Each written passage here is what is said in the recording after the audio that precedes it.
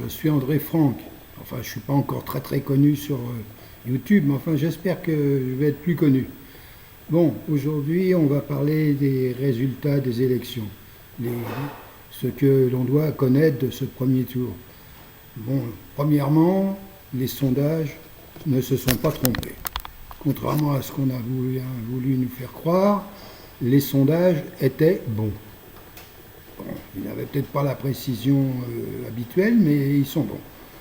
Donc, tous les gros systèmes qui cherchaient à big data et tout ça, ils ont eu tout faux. Donc, c'est toujours les vieilles méthodes qui prévalent. Bon, comme je viens de vous le dire, je vais faire ma petite analyse personnelle de ce résultat des élections du premier tour. Bon, pour ce qui est de la droite, c'était déjà prévu.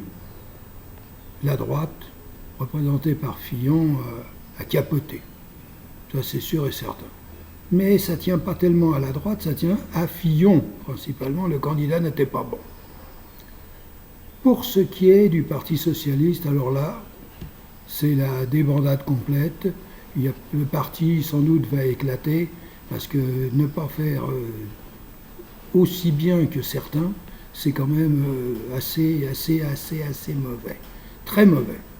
Bon, revenons-en maintenant aux deux partis, les deux partis populistes.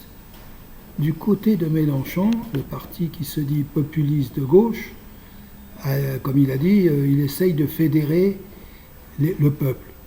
En fait, il a essayé de fédérer la gauche, c'est que c'est pas quand même pareil.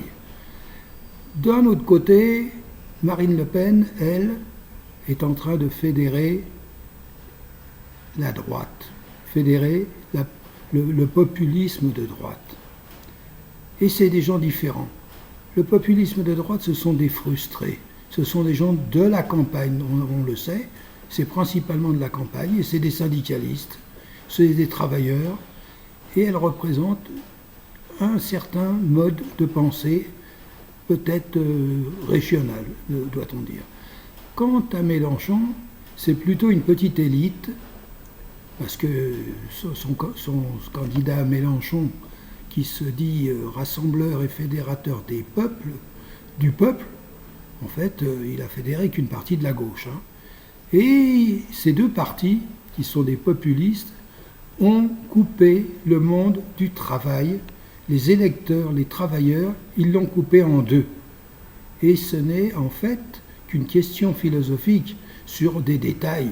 C'est vraiment sur des détails, parce que les intérêts des travailleurs, qu'ils soient de droite ou qu'ils soient de gauche, ce sont les mêmes.